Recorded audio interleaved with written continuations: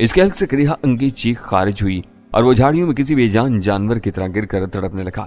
میں نے کوئی پرواہ نہیں کی اور اسے جھک کر دوبارہ دبوچا اور اٹھا کر درخت سے ٹکا دیا۔ وہ بری طرح ہانپنے لگا تھا۔ اس پر نیم بے ہوشی سی طاری تھی۔ کیا کہتے ہو؟ چلے تھانے یا پھر ادھر ہی حساب چکتا کرواؤ گے کتے کی موت مر کر؟ میں نے بے رحمی سے کہا۔ ان جیسے ظالموں پر رحم کرنا بھی جرم تھا۔ چلیں، بالآخر اس نے ہانپتے ہوئے کہا۔ یاد رکھنا اگر تھانے جا کر تم نے بیان بدلا یا کوئی اور چالاکی دکھانے کی کوشش کی تو دوسری بار تو میرے شکنجے میں آنے کے بعد زندہ نہیں بچے گا۔ میں نے تہدید کی، پھر اسے اٹھا کر جیپ میں واپس پٹکا، خود بھی سوار ہو گیا اور اسے اسٹارٹ کر کے چشمے کی طرف روانہ ہو گیا۔ وہاں اماں اور چمبیلی کو میں نے ساری بات بتائی اور انہیں بھی جیپ کی عقبی سیٹ پر سوار ہونے کا کہا تو اماں بولی، سوراب بیٹے، تھانے جانے کا کوئی فائدہ نہیں ہوگا، وہ سب ان سے ملے ہوئے ہیں، یہ بھی وہاں جا کر صاف مکر جائے گا۔ اماں کی بات میں سمجھ رہا تھا، جس کا مجھے بھی اندازہ تھا۔ میں نے کہا کچھ بھی صحیح، پولیس کو اس مجرمانہ واقعے کی اطلاع اور اپنا بیان دینا قانونی طور پر ضروری ہے۔ اماں میری بات سمجھ گئی۔ ہم سب تھانے روانہ ہو گئے۔ تھانہ ریڑھی گاؤں کی حدود سے مشرقی سمت 1 میل کے فاصلے پر مختصر سی پرانی عمارت پر مشتمل تھا۔ اس پر سفید اور پیلا رنگ کیا گیا تھا۔ احاطے پر لکڑی کا پھاٹک نظر آیا جو کھلا ہوا تھا اور اندر ایک پولیس جیپ کھڑی تھی۔ چھوٹی سی عمارت کے عقب میں 2-3 رہائشی کوارٹر بھی نظر آئے۔ چہر دیواری گارے مٹی کی بنی ہوئی تھی جو کہیں کہیں سے ٹوٹی ہوئی دکھائی دیتی تھی۔ ہم اندر پہنچ کر رکے۔ 2 سنتری دکھائی دیے۔ وہ شاید جیپ کو پہچان کر فوراً ہماری جانب بڑھے، مگر ہمیں دیکھتے ہی وہ بری طرح چونک پڑے۔ میں ان کی جانب گھورتا وہ نیچے اتر آیا۔ اندر کچے احاطے کے وسط میں ایک فولادی پول پر بڑا سا سرکاری بلب پیلی روشنی پھیلا رہا تھا، جس کے گرد مچھروں کا جھرمٹ رقصاں تھا۔ باقی برآمدہ اور باہر کی جانب 2 چھوٹے بلب مقدور بھر روشنی دے رہے تھے۔ مجھے تھانہ انچارج سے ملنا ہے، میں نے سپاٹ لہجے میں کہا۔ تم کون ہو اور یہ اس کی حالت کس نے بنائی ہے؟ ایک سنتری نے میرے سوال کا جواب دینے کی بجائے الٹا مجھ پر سوال داغ دیا۔ شاید اپنے صاحب کی طرح وہ بھی ایک حویلی کا راتب خور تھا۔ ان دونوں نے جواب میں چبے اور بے ہوش پڑے یاور کی طرف اشارہ کرتے ہوئے میں نے سنتری سے کہا، ہماری جھونپڑی کو سمد یار کے کہنے پر آگ لگائی گئی ہے۔ میں نے بر وقت انہیں وہاں سے بھاگتے ہوئے پکڑ لیا۔ اچھا؟ دوسرا سنتری جو دبلا پتلا اور گورا سا تھا طنزیہ لہجے میں اچھا کو کھینچتے ہوئے بولا، مگر تم ذرا اپنا تعارف تو کرواؤ، تم کون ذات شریف ہو؟ پہلے تو کبھی نہیں دیکھا تمہیں یہاں۔ سب معلوم ہو جائے گا، پہلے آپ بیان لکھیں، میں نے سنجیدگی سے کہا۔ اور بیان کے مامے، پہلے والا سنتری کڑک کر مجھ سے بولا، ہم اپنا کام جانتے ہیں، ہمیں مت سکھا۔ کہتے ہوئے اس نے کسی ساجے کھابے کو آواز دے کر بلایا۔ 2 سادہ وردی والے آدمی دوڑتے ہوئے آئے۔ پہلے والے سنتری نے جس کے سینے پر جواد نام لکھا تھا ان سے تحکمانہ بولا، ان دونوں کو کمرے میں لے جاؤ اور ان کی مرہم پٹی کرواؤ۔ اشارہ یاور اور چبے کی جانب تھا۔ پھر اپنے ساتھ کھڑے سنتری سے مخاطب ہوا، نوید تو ذرا ان کے ساتھ جا، میں انہیں تب تک اندر لے جاتا ہوں۔ چلو اندر۔ اس نے آخر میں میری طرف دیکھا۔ میں نے بھانپتی ہوئی نظروں سے صاف محسوس کیا تھا کہ اس نے اپنے ساتھی اہلکار نوید کو ایک مخصوص اشارہ بھی کیا تھا۔ بہرکیف ہم تینوں جواد نامی سنتری کے ساتھ عمارت کے مرکزی دروازے کی طرف بڑھ گئے۔ سیمنٹ کی سال خوردہ سی سیڑھیاں چڑھ کر ہم مختصر سے برآمدے میں آئے اور ایک کمرے کی جانب بڑھے جس پر چک پڑی تھی۔ وہ ہمیں اسی کمرے میں لے گیا۔ اندر کوئی نہیں تھا۔ 0 پاور کا بلب جل رہا تھا۔ سنتری جواد نے اسی کی روشنی میں سوئچ بورڈ کی جانب ہاتھ بڑھا کر بلب روشن کر دیا۔ یہ بڑا سا کمرہ بھائیں بھائیں کر رہا تھا۔ میرا خیال تھا کہ اندر کوئی پولیس افیسر ہوگا، تاہم کمرہ کسی تھانہ انچارج ہی کا لگا۔ سامنے بڑی سی کرسی تھی، میز تھی اور اس کے سامنے 2-3 کرسیاں بچھی ہوئی تھیں۔ سنتری نے اماں اور چمبیلی کو وہیں بیٹھنے کا اشارہ کیا اور مجھے کرسی تھی۔ وہ کچھ سوچتا ہوا سا بن گیا تھا۔ انسپیکٹر صاحب تو یا نہیں ہیں؟ میں نے اس کو سوالیہ نظروں سے دیکھا۔ اتنے اتاولے کیوں ہو رہے ہو؟ صبر کرو ذرا، صاحب اپنے کوارٹر میں ہیں۔ کیا آپ اس واردات کو معمولی سمجھ رہے ہیں؟ میں نے اس کی جانب دیکھ کر طنز سے کہا۔ اس کے چہرے پر تندی اود کر آئی۔ تم نے اتنے یقین سے کیسے کہہ دیا کہ کوئی واردات ہوئی ہے؟ سرکنڈوں اور تیلے تیلیوں سے بنائی ہوئی جھونپڑیوں میں اکثر حادثاتی طور پر یا اپنی غلطی سے آگ لگ جایا کرتی ہے۔ مجھے اس کی بات پر تیش تو بہت آیا، مگر ضبط سے کام لے کر بولا، مجرم سامنے ہوں اور وہ اپنے جرم کا اقرار بھی کر چکے ہوں تو کیا پھر کسی اتفاقی حادثے کی گنجائش باقی رہ جاتی ہے؟ مار پیٹ کر تو بھونکنے والا کتا بھی چیاؤں چیاؤں کرنے لگتا ہے۔ وہ مانی خیز مگر تلخ سے مسکراہٹ سے بولا، تم نے اس کی حالت بھی کیسی کر دی ہے مار مار کر؟ یہ جرم ہے۔ بہتر ہوگا آپ انسپیکٹر صاحب کو بلا دیں، بالآخر میں نے کہا۔ سامنے میز پر رکھی نام کی تختی پر میں نے SHO انسپیکٹر شاہ جہاں پڑھ لیا تھا۔ آرام سے بیٹھو، صاحب تھکے ہوئے تھے، آرام کر رہے ہیں۔ صرف اس گاؤں کے مسائل نہیں ہوتے، پورا علاقہ ہے جس میں کئی قصبے اور دیہات ہیں۔ جواد نخود سے بولا۔ تب پھر میں نے یہاں آ کر غلطی کر ڈالی ہے۔ میں کرسی سے اٹھ کر سپاٹ لہجے میں بولا، مجھے رینجرز چوکی کا رخ کرنا چاہیے یا پھر شہر۔ میرا خیال تھا وہ میری اس بات سے مرعوب ہو جائے گا، مگر اس کے برعکس وہ زہریلی ہنسی سے بولا، بڑے شوق سے، لیکن ہمیں تو اپنی کارروائی اب کرنا ہی پڑے گی۔ زخمی بھی تم لائے ہو جس کی مرہم پٹی سرکاری شفا خانے اور پولیس کسٹڈی میں کی جا رہی ہے۔ ہم پھر اپنی رپورٹ تیار کر کے بے فکر ہو جائیں گے۔ انسپیکٹر صاحب سے کب ملاقات ہوگی اور ہمارا بیان کب نوٹ کیا جائے گا؟ میں نے اندر ہی اندر کھولتے ہوئے کہا، مجھے عمار چنبیلی کی باتیں درست لگ رہی تھیں۔ یہاں سارا آوے کا آوا ہی بگڑا ہوا تھا، بلکہ حویلی والوں کا زر خرید ہی لگتا تھا۔ ان دونوں کو بھی آ جانے دو، جن کی تم نے غیر قانونی طور پر خوب درگت بنائی ہے، پھر کچھ سوچتے ہیں، جواد نے کہا۔ وہ چلا گیا، ہم بیٹھے رہ گئے۔ تھوڑی دیر بعد وہ سب اندر آ گئے۔ سنتری، جواد، نوید، چھبا اور یاور۔ چھبے کی مرہم پٹی کر دی گئی تھی۔ یاور کی ہنسلی کی ہڈی پر بھی درد خوش بینڈیج بندھی ہوئی نظر آ رہی تھی اور وہ دونوں ہی تکلیف کے سبب ہائے ہائے کر رہے تھے۔ مجھے ان کا یہ ڈرامہ ہی لگا، البتہ میں نے سنتری، جواد اور نوید کے چہروں پر ایک طمانینت سی محسوس کی تھی، حالانکہ اس سے پہلے وہ کچھ دبی دبی سی فکر و تشویش کا شکار نظر آتے تھے۔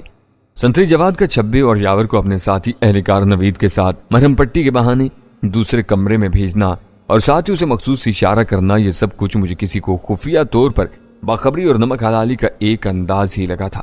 میرا یہ اندازہ جلد ہی درست ثابت ہوا جب میں نے باہر کسی گاڑی کی دھواں دھار آمد کو محسوس کیا۔ ہم سب متوجہ ہو گئے۔ لو جی، چھوٹے سرکار بھی آ گئے، دفعہ سنتری نوید کے منہ سے نکلا۔ اس نے کھڑکی سے باہر دیکھ لیا تھا، اس سے شاید غلطی ہو گئی تھی۔ یہی وجہ تھی کہ سنتری جواد نے اسے کھا جانے والی نظروں سے گھورا تھا، جیسے کہہ رہا ہو چھوٹے سرکار کہنے کی اس وقت کیا ضرورت تھی۔ مگر مجھے موقع مل گیا اور میں کاٹ دار طنز سے بولا، اوہ، مجھے نہیں معلوم تھا کہ انہیں خبر کر دی جائے گی، اور یہ کہ حویلی والے یہاں سرکاری عمارت والوں کے بھی سرکار ہی ہیں۔ جواد نے میرے زومانی طنز کو سمجھ لیا اور نتیجے میں اس نے ایک بار پھر اصیلی نظروں سے اپنے ساتھی اہلکار نوید کو گھورا۔ دیکھ لیا، بے موقع اور بے محل منہ پھاڑنے کا نتیجہ۔ نوید ایک بار پھر اس کی اصیلی نظروں کا مطلب سمجھ کر خفیف سا نظر آنے لگا۔ تیر نکل چکا تھا اور چند لمحوں بعد ہی سمد اپنے دو مزید مسلح حواریوں کے ساتھ دندناتا ہوا یوں اندر داخل ہوا جیسے یہ سرکاری تھانہ نہیں بلکہ اس کی حویلی کا کوئی کمرہ ہو۔ یہی نہیں، اس کی دھواں دھار اندر آمد پر وہ دونوں سنتری بھی یوں دبے ہوئے دکھائی دینے لگے جیسے وہ ان کا افسر ہو۔ سمد یار نے اندر آتی شعلہ بار نظروں سے منظر پر نگاہ ڈالی اور پھر میری جانب گھورا، پھر سنتری جواد سے درست لہجے میں بولا، میرے آدمیوں کی یہ حالت کس نے بنائی ہے جواد؟ سنتری جواد کو اس کے تخاطب کرنے کے انداز سے صاف معلوم ہوتا تھا کہ وہ ان سے اسی طرح بات کرنے کا عادی تھا، اور وہ اس سے دبنے کے واضح طور پر کسی طرح سے تھانے ہی سے سمدیار کو اس کی اطلاع کر دی گئی تھی۔ نیز سمدیار نے محض رسمن ہی پوچھا تھا، ورنہ تو اسے سب خبر کر دی گئی تھی۔ اس نے سنتری جواد نے یوں جلدی سے میری جانب اشارہ کیا جیسے اگر اسے دیر ہو گئی تو سمدیار اس کی ٹھکائی کر ڈالے گا۔ تم؟ سمدیار پرتعش انداز میں میری جانب بڑھا اور مجھے تھپڑ رسید کرنے کے لیے اس نے اپنا ایک ہاتھ بلند کیا ہی تھا کہ میں نے انتہائی نفرت انگیز انداز میں اپنے ہونٹ بھینچ کر اس کی کلائی فضا ہی میں پکڑ کر بری طرح مروڑ کر اسے دوسری جانب پلٹنے پر مجبور کر دیا، اور یہی نہیں، اسے زور سے دھکا بھی دے ڈالا۔ میری یہ جرت انگیز حرکت کم از کم دونوں راتب خور سنتری اور سمدیار کے نئے حواریوں کے لیے بالکل ہی غیر متوقع تھی۔ چند ثانیوں کے لیے وہ سبھی ہکا بکا سے رہ گئے، تبھی سمدیار کے دونوں مسلح حواریوں نے یکلخت اپنے ہتھیار مجھ پر سیدھے کر ڈالے، مگر میں اسی طرح پہاڑ بنا ان کے سامنے تنا کھڑا ان دونوں کی جانب شعلہ بار نظروں سے ہی گھورتا رہا۔ یہ کیا کر رہے ہو تم؟ جانتے نہیں یہ کون ہے؟ سنتری جواد پریشان ہو گیا اور مجھ سے بولا، ابھی معافی مانگو ان سے۔ سمدیار کی حالت زخم کھائے سانپ جیسی ہو رہی تھی، وہ بل کھایا جا رہا تھا اور سب کے سامنے اپنی اس تذلیل نے اس کا چہرہ غیظ و غضب کے مارے مسخ کر کے رکھ دیا تھا۔ دونوں سنتری ہمارے درمیان آ گئے تھے، انہیں ڈر تھا کہ کہیں ادھر ہی گولیاں نہ چل جائیں۔ پھر وہ سمدیار کی طرف بڑھا اور اس کی منتیں کرتے ہوئے بولا، تھوڑا اپنے آپ پر قابو پا کر رکھیں جناب، یہ بہت اوکھا بندہ لگتا ہے۔ ابھی صاحب آ جاتے ہیں، جیسا آپ چاہو گے ویسا ہی ہوگا، بس تھوڑا صبر کر لیں، کچھ قانونی معاملات آڑے آتے ہیں نا۔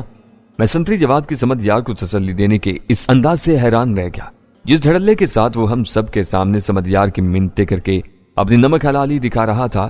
وہ پولیس کی وردی میں قانون کی دھجیاں بکھیرنے کے لیے کافی تھا۔ اسی وقت بلاؤ انسپیکٹر شاہ جہاں کو، اسی وقت۔ سمدیار غصے میں مکے کی دستک سنتری جواد کے سینے پر دیتا ہوا دھاڑ کر بولا۔ نوید فوراً حرکت میں آیا اور دوڑتا ہوا باہر نکل گیا۔ سمدیار اور اس کے دونوں حواری خارج زدہ جانور کی طرح غصے اور بے چینی سے پلٹیاں کھاتے رہے، مگر میں اسی طرح پورے اعتماد کے ساتھ کھڑا رہا۔ البتہ اماں اور چنبیلی خاصی ہراساں اور متوحش سی دکھائی دے رہی تھیں۔ میں نے تسلی دینے کی کوشش کی، تاہم مجھے ایک تشویشناک سا احساس سوچ رہا تھا کہ میں نے یہاں آ کر غلطی تو نہیں کر دی تھی۔ میری یہاں کیا حیثیت تھی؟ کون مجھے جانتا تھا؟ اور زیادہ سے زیادہ میں کیا کر سکتا تھا؟ ظلم یا نا انصافی پر دل برداشتہ ہو کر 2-4 آدمیوں کو لٹا دیتا، پھر اصل جرم اور اصل مجرموں پر بڑی آسانی سے پردہ ڈال کر مجھ پر پولیس کیس بنا دیا جاتا۔ قانون تو یوں بھی اصل کی بجائے نقل کے سلسلے میں زیادہ جلدی کرتا ہے۔ اشرافیہ کے بجائے طبقہ ناتواں کے معاملے میں اسے سارے قوانین یاد آنے لگتے ہیں۔ میرے اندر ایک تواتر سے یہ ساری تلخیاں اترتی جا رہی تھیں۔ مرجائی رپورٹ پر پہلے جس لیت و لال سے کام لیا گیا تھا، سمجھیار کے آتے ہی وہ ہوا ہو چکی تھی اور انسپکٹر شاہجہاں کو فوری طور پر اسی تھانے میں پیش کر دیا گیا تھا جس کا وہ انچارج تھا۔ ایک موٹا تازہ پلا ہوا سانڈ جیسا شخص اپنی وردی اور پتلون کی بیلٹ درست کرتا ہوا بوتل کے جن کی طرح آن وارد ہوا تھا۔ کالا بجھنگ، جھلسی ہوئی رنگت، ٹھنگنا قد و قامت، نکلی ہوئی تون، جھانکتی ہوئی حرام خوری۔ اس کے ایک ہاتھ میں سیاہ رول تھا، اس کے چہرے پر بڑی بڑی گھنی مونچھیں تھیں اور اس نے آتے ہی سب سے پہلے جیسے کورش بجا لا کر سمجھیار کو سلام پیش کیا تھا۔ اس کی حالت پر تشویش کے اظہار کے ساتھ اعلیٰ اخلاق کا مظاہرہ کیا گیا۔ پھر وہ میری جانب طوفانی بگولے کی طرح مڑا اور خوشمگین نظروں سے مجھے گھورنے لگا۔ تم کیا کوئی پھنے خواہ ہو یا بڑے تیز خمار خواہ ہو؟ ہیں؟ بولو، اور کون ہو تم؟ اس نے اپنے ہاتھ میں پکڑے رول کو جارحانہ انداز میں میرے سپاٹ چہرے کے سامنے لہراتے ہوئے گرج کر کہا، انسپکٹر صاحب، میں نہ کوئی پھنے خواہ ہوں نہ کوئی بڑا تیز خمار خواہ۔ مظلوم کی حیثیت سے یہاں آیا تھا رپورٹ لکھوانے۔ میں تحمل سے جواب دیا۔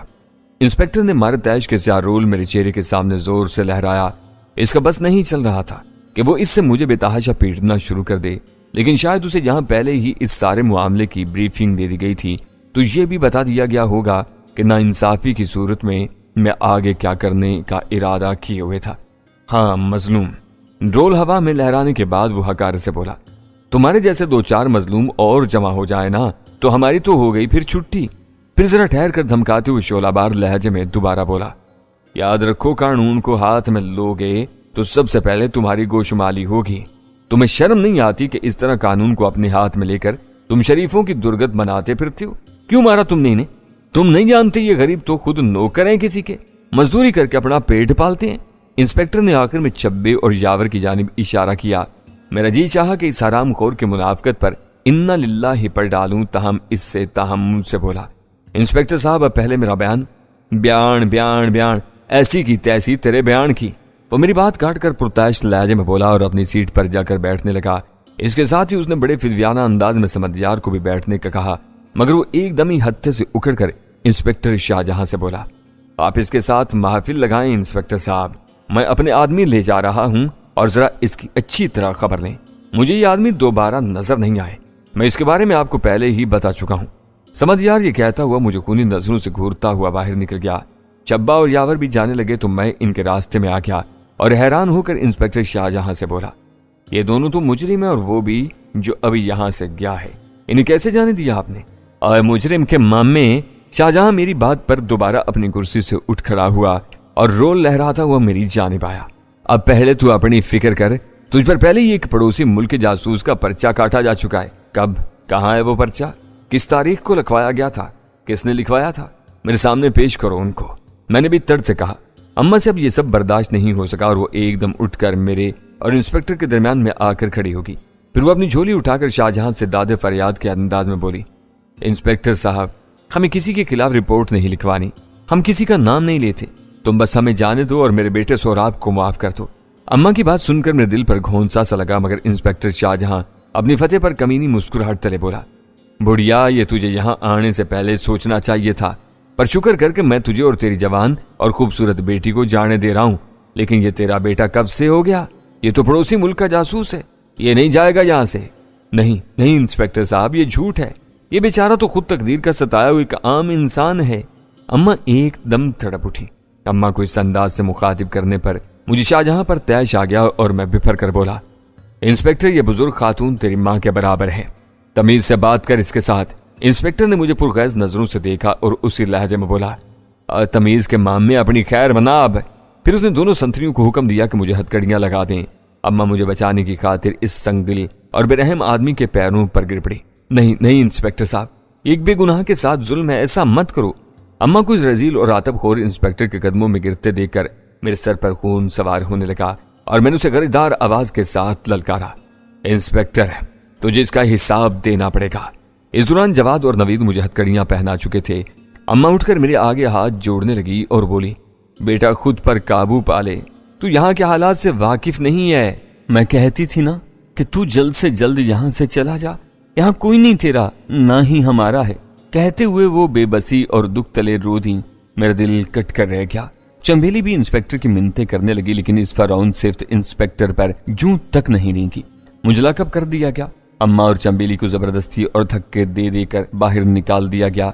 मैं किसी जख्मी और बिफरे हुए शेर की तरह लाकअप के पीछे खड़ा अंदर ही अंदर जलता सुलगता रह गया। यही नहीं, मैंने इन्हें खतरनाक नताज की धमकियां भी देना शुरू कर दी। ये मेरी गलती थी। मेरा मकसद फौत और चालबाजों का मकसद कामयाब हो चुका था। वो रोल लहराता हुआ अब हज उठाने वाले अंदाज में मेरी जानिब आया और बोला, देखना बेटा जी, अब मैं तुझ पर कैसे कैसे खतरनाक केस बनाता हूं। तो मुझे धमकियां देता है ना अपने बाप को। इंस्पेक्टर मैं जी जान से धाड़ा, मैं दुश्मनों को कभी नहीं भुलाया करता। अब तू भी इनमें शामिल हो चुका है। कर ले शामिल मुझे भी। कल सुबह का सूरज तुझे एक बंद गाड़ी में ऐसी जगह पहुंचा देगा जहां तेरी रूह भी कांप जाएगी। वो ये धमकी देकर पलट गया। मैं सिलनजदा से कैद खाने में तन्हा रह गया। मुझे अब अम्मा और चंबेली की तरफ से परेशानी लाहक हो गई थी। इनकी पनाहगाह भी अब नहीं रही थी। जालिमों ने वो खाकस्तर कर डाली थी। वो अब कहां जा सकती थी, किधर बसेरा करेंगी भेड़ियों के इस जंगल में। अम्मा अपनी जवान जहान बेटी को लेकर अब किसका दरवाजा खटखटाएगी। इन अजियतनाक सोचों ने मुझे बिल्कुल ढा दिया था। मेरा जी चाहा यहां से भाग निकलूं, सबको आग लगा दूं। तभी मैंने अपने दोनों हाथ लाकअप के सलाखदार दरवाजे पर जमाए। मुख्तसर सी उकड़े फर्श वाली राहदारी में कहीं से मध्यम रोशनी पड़ रही थी। जरा देर तक वहां कोई गश्त करता रहा था, फिर वो भी शायद आराम करने की नीयत से चला गया था। इसे यकीन था कि भला मैं यहां से अब कहां जा सकता हूं। मैंने अपने दोनों हाथों को सलाखों पर अच्छी तरह जमा लिया और मेरे अंदर की तवानाइयां अज खुद ही अंगड़ाई लेकर बेदार होने लगी, यूं जैसे वो हमेशा मुश्किल वक्त में मेरी साथ ही हूं। मैं खुद अपनी ताकत पर हैरान रह गया। हालांकि मैंने तो यूं ही एक रिवायती जोश तले सलाखों को मोड़ने की कोशिश की थी, मगर मैंने देखा कि सलाखों पर हाथ पड़ते ही मेरे हाथों और बाजुओं में लहरें दौड़ने लगी। जोर आजमाई मुझे त्रावट बख्शने लगी। मैं जोर लगाता चला गया और बिलाखिर सलाखें इस कदर मोड़ डाली कि वो आदम गुजार हो गईं। मैं नहायत आहिस्तगी से बाहर निकल आया। हर सू सकूत तारी था। वो सब शायद आराम करने चले गए थे। मैं दबे पांव चलता हुआ बरामदे में पहुंचा। दो एक संतरियों को मैंने सुस्त रवि के साथ इधर उधर चक्कर लगाते देखा। इसके बाद मैं इनके मुड़ते ही बाहर निकल आया। मैं दौड़कर अम्मा और चंबेली की तलाश में जा सकता था, मगर एक ख्याल आया कि जाते जाते इंस्पेक्टर को सबक सिखा जाऊं। लेकिन फिर यह ख्याल किसी और वक्त के लिए छोड़ दिया। दरहकीकत मुझे इस वक्त अम्मा और चंबेली की फिक्र सता रही थी। वो दोनों करीब बेघर हो चुकी थी और अब न जाने कहां कर रुक कर थी।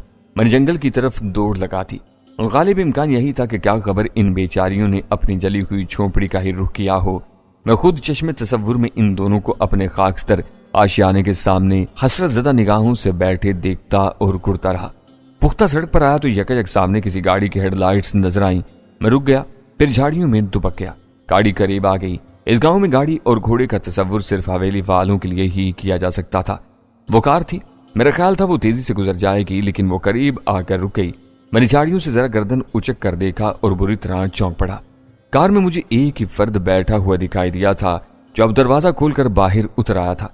इसने बेसाखी साथ रखी थी। वो इर्द गिर्द बड़ी बेचैनी से निगाहें दौड़ा रहा था, यूं जैसे उसने शायद दूर ही से कार की रोशनी में मेरी झलक देख ली हो। नाचार मैं सामने आ गया।